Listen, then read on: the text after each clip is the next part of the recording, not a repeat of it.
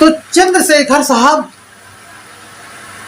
ये कोई एक इंसान के रूप में नहीं है, ये एक मसीहा के रूप में आए हुए हैं। और जो बाबा साहब ने किया था वही कांसीराम साहब ने किया था, और वही चंद्रशेखर साहब कर रहे हैं। इनके तीनों के कामों में कोई फर्क नहीं है। कानून बनाया बाबा साहब ने, कानून बाबा साहब डॉक्टर भीमराव ने बनाया, लिख करके रख दिया, लागू करवाया, मगर बाहर नहीं निकली कानून, वो कागजों में चलती रही। उन कागजों से निकाल करके मान्यवर साहब ने इस अपने समाज को दिया, और वो भी अपना पूरा काम नहीं कर पाए और इस समाज का साथ छोड़ करके चले गए। तो जो उनका अधूरा काम है वो भाई चंद्रशेखर साहब पूरा कर रहे हैं। आप देख रहे हैं शतमार्ग रॉन्ग नंबर और शतमार्ग राइट नंबर भी और मैं लालचंद शतमार्ग। साथियों, मनुष्य एक सामाजिक प्राणी है और उसको समाज में रहना उसके लिए मजबूरी है। सामाजिक प्राणी होने के कारण उस मनुष्य समाज में ही रह पाएगा और बिना समाज के वो जी नहीं पाएगा। इसलिए इस समाज को नजर में रखते हुए और इस देश को दिमाग में रखते हुए, अगर हमने कभी अपने समाज के लिए चिंतन नहीं किया, हमने अपने देश के लिए कभी मनन नहीं किया, तो साथियों मैं सुअर की तरह पैदा हुआ और कुत्ते की तरह मर करके चला जाऊंगा। जिन लोगों के विचार जिंदा होते हैं उनकी तस्वीरें बिकती हैं। इसलिए अगर आपकी तस्वीर ना बिक पाए तो इतना तो कर लो कि आपके कम से कम विचार तो बिक जाएं, और वो भी विचार जो सुविचार हो, जो सभी का कल्याण करने वाले विचार हो। आज रोहिणी घावड़ी भाई चंद्रशेखर के ऊपर अंजाम लगाए चली जा रही है। उनका अंत नहीं हो रहा है और वो अंत नहीं करना चाहती है। वो यही चाहती है किसी भी तरह से चंद्रशेखर नीचे उतर करके आए, मगर उनको नीचे उतार पाना एक आसमान के तारे तोड़ने के बराबर है, क्योंकि चंद्रशेखर एक इंसान नहीं है, वो एक युग पुरुष है। ऐसे इंसान, ऐसे पुरुष पैदा होते हैं, बनाए नहीं जाते हैं। अगर कोशिश किया जाए कि ऐसे इंसान, हर माता पिता चाहता है कि हमारा बेटा पूरे देश में नाम करे या पूरे समाज में के लिए कुछ करे, मगर कोई कर पाता है? नहीं कर पाता। तो मैं इस बात को आज स्पष्ट करूंगा कि ये कुदरती है, ये प्रकृति की देन है। जो बाबा साहब थे वही कांसीराम साहब थे, और जो कांसीराम साहब थे वही चंद्रशेखर साहब है। अब ये एक कह देने की बात एक अलग है, मैं इसका प्रमाण दे रहा हूं कि ये तीनों एक ही हैं। चाहे यूं कह लें कि बाबा साहब अपने मिशन को पूरा नहीं कर पाए तो वो बार बार जन्म लेकर के आते हैं। बाबा साहब चंद्रशेखर के रूप में, बाबा साहब मानवर कांसीराम साहब के रूप में है, और फिर बाबा साहब अब चंद्रशेखर के रूप में आए। अब जब मेरा वीडियो आप पूरा देखेंगे तो आपको पूरी बात समझ में आएगी। बिल्कुल प्रमाण सहित मैं आपको दे रहा हूं, मैं इसका प्रमाण दे रहा हूं कि देखिए बाबा चंद्रशेखर और कांसीराम ये और बाबा साहब ये एक ही है कि नहीं, ये मैं आप लोगों को आज बताने जा रहा हूं। अब आज इस प्रेजेंट टाइम पर हमारे देश को, हमारे देश के बहुजन समाज को, बहुजन समाज पार्टी की जरूरत नहीं है, आजाद समाज पार्टी की जरूरत बहुजन समाज पार्टी को है। अब ये बात आप लोगों को विचित्र लगेगी, ये इसलिए विचित्र लगेगी कि ये ऐसा कैसे हो सकता है कि बहुजन समाज पार्टी पुरानी पार्टी है और बहन जी ने हमारे समाज के लिए बहुत कुछ किया है। हाँ किया है, हम भी जानते हैं किया है, मगर आज बहुजन समाज पार्टी को आजाद समाज पार्टी की जरूरत क्यों है, इस बात को आप सुनिए। जब जब बहुजन समाज पर अन्याय अत्याचार होता है तो एक उनके लिए मसीहा जरूर पैदा होता है। जब हमारे देश में का अन्याय अत्याचार चरम सीमा पर था तब बाबा साहब आए थे, और इसके बाद में फिर मान्यवर साहब आए, इसके बाद में चंद्रशेखर साहब आए। तो क्या आज जुल्म जाति नहीं हो रही है क्या? कल नहीं हो रही थी क्या? अब बाबा साहब कैसे बार बार जन्म लेते हैं मैं आपको बता रहा हूं, आप गौर से सुनिएगा, पूरा वीडियो देखिएगा, पूरा मजा आ जाएगा आप लोगों को।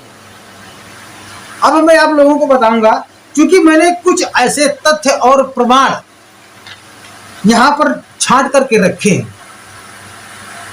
अब आप इस बात को गौर से समझिएगा कि 1915 की बात बताता हूं। 1915 में बाबा साहब डॉक्टर भीमराव अंबेडकर जी कोलंबिया विश्वविद्यालय से 4 डिग्रियां एकदम हासिल जब करते हैं, कब? 1915 में 4 डिग्रियां हासिल करने के बाद में जब उनके पास में दम आ जाती है तो वो समाज का काम करना शुरू कर देते हैं। कब? 1915 में। इसके बाद में 1964 में कांसीराम साहब दीना भाना के काम में जब अपनी भूमिका अदा कर रहे होते हैं, अब इस जगह पर बात आती है कि 1964 में कांसीराम साहब दीना भाना के काम को कर रहे थे। तो दीना भाना ऐसा कौन सा काम कर रहे थे जो कांसीराम साहब को करना पड़ा? दीना भाना इस शोषित दलित वंचित समाज को जगाने का काम कर रहे थे, और कांसीराम साहब के गुरु दीना भाना है, इन्होंने इनको वो ज्ञान दिया है, वो सामाजिक ज्ञान दीना भाना ने इनको दिया है। किसको? मान्यवर साहब। तो इसके बाद में क्या होता है कि 1965 में मान्यवर साहब इस्तीफा दे देते हैं, इनको सस्पेंड कर दिया जाता है, इसलिए कि मान्यवर साहब 14 अप्रैल को छुट्टी मांग रहे थे, मगर ये पूना कीर्ति आयुर्वेदिक संस्थान में ये इंजीनियर के पद पर काम करते थे। 14 अप्रैल आता है, 14 अप्रैल को साहब छुट्टी मांगते हैं और वो कहते हैं मेरे मसीहा का जन्मदिन है, मुझे छुट्टी दो। तो उन लोगों ने छुट्टी देने के लिए इनकार कर दिया, छुट्टी नहीं दिया। उन्होंने कहा कि अगर आपको छुट्टी लेना है तो छुट्टी कर लो। तो उन्होंने तत्काल प्रभाव से अपना इस्तीफा दे दिया और इस समाज के लिए वो उतर पड़े। इसके बाद में क्या होता है कि 1915 में बाबा साहब ने काम करना शुरू किया। कितने? 1915 में जब 4 डिग्री हासिल कर लिया, हासिल करने के बाद में जब स्वतंत्र हुए तो इन्होंने 1915 में बाबा साहब ने समाज के लिए काम करना शुरू किया, और 1956 में कांसीराम साहब ने शुरू किया। यानी कि 1915 में बाबा साहब ने शुरू किया और 1956 में कांसीराम साहब ने शुरू किया। अब बीच का जो स्पेस बनता है ये 50 साल का बनता है, 50 साल। अब इस 50 साल को याद रखना है। अब ये 50 साल बाद 1965 में अगर 50 साल जोड़ दिए जाए, 1965 में 1955 में और 1965 में अगर 50 साल जोड़ देते हैं तो ये बनता है 2015, और ये 2015 बन जाता है। इसके बाद में 2015 14-15 में चंद्रशेखर भाई साहब ये भीम आर्मी का गठन करते हैं और समाज में काम शुरू कर देते हैं 50 साल बाद। इसके बाद में और दूसरा सत्य मैं बताता हूं आपको कि 1956 में बाबा साहब समाज का काम करते करते इस दुनिया को छोड़ देते हैं। 1956 में बाबा साहब इस समाज का काम करते करते इस संसार से अलविदा कह देते हैं, और 1965 में कांसीराम साहब अपना काम शुरू करते हैं, और इन्होंने ये 1965 से अपना काम शुरू करते हैं। जब लोगों को इकट्ठा कर लिया तो 6 दिसंबर 1978 को बाबा साहब वामसेव का निर्माण करते हैं।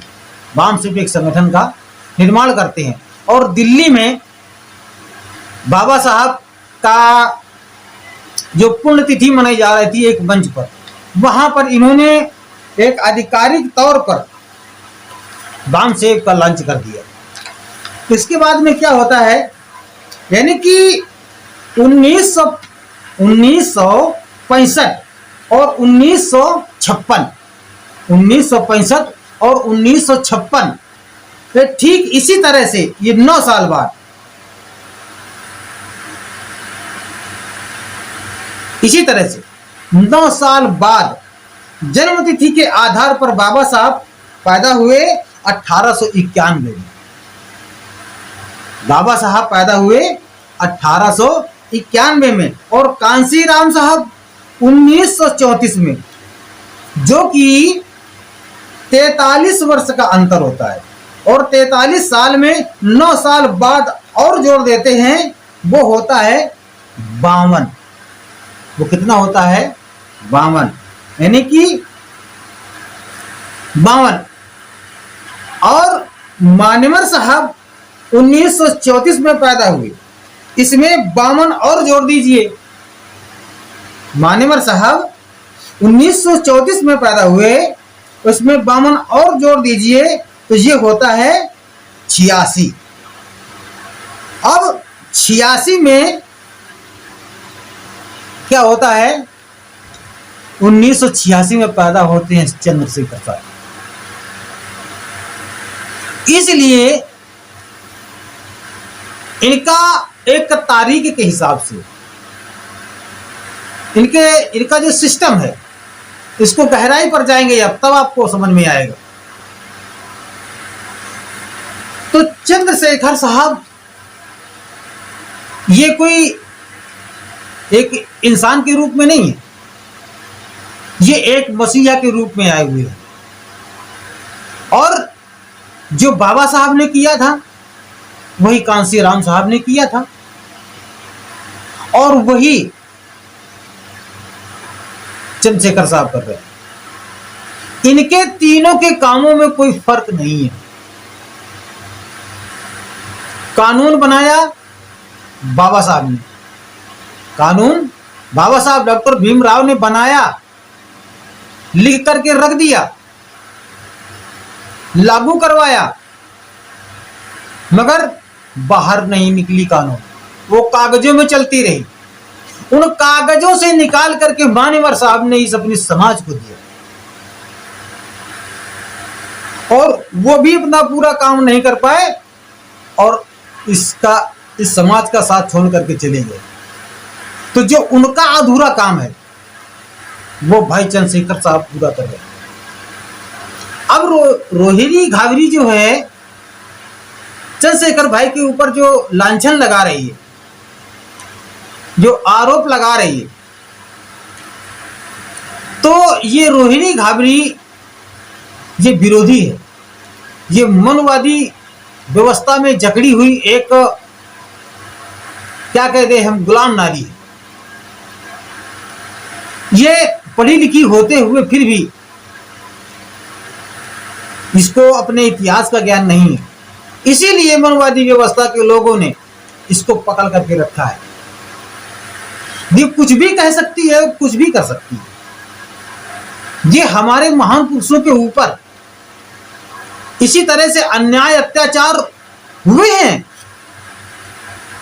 बुद्ध जो हमारे इस समाज को संभाल रहे थे,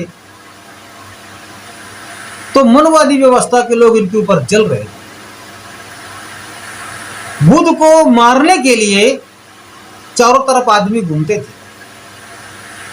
एक बार बुद्ध जंगल से जा रहे थे तो वहां पर इनको जान से मारने वाले लोग लगे, और इनके पीछे से जैसे ही एक खंजर मारते हैं तो अपने पीछे तो कोई देखता नहीं पीछे क्या हो रहा है, मगर जैसे ही खंजर उनकी तरफ आता है तो इनको जमीन में कुछ एक इनके मतलब की वस्तु दिखती है, जिस वस्तु को ये उठाने लगते हैं, और जैसे ही उठाने लगते हैं वो खंजर इनके सर के ऊपर से निकल जाता है। तो उसी तरह से चंद्रशेखर भाई के जब गोली मारी गई तो सीने में न लग करके इनके चमड़ी से छू करके निकल गई। ये चंद्रशेखर इंसान नहीं है, ये बुद्ध है।